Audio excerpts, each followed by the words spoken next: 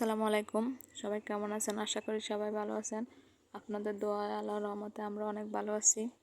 আর সকালবেলা ঘুম থেকে উঠে দেখি আমার মায়ের হাঁস মুরগিগুলোকে ছেড়ে দিল।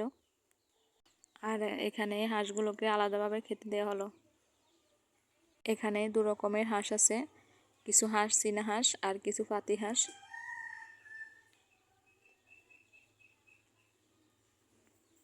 আর খাওয়া শেষ হলে হাঁসগুলো চলে যাবে পুকুরে।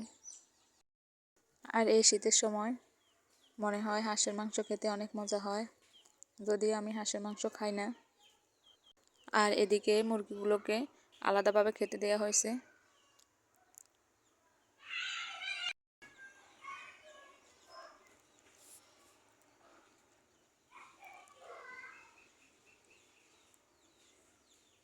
সবাই ভালো থাকবেন, সুস্থ থাকবেন। আজকের জন্য ভিডিওটি শেষ করলাম। আল্লাহ হাফেজ।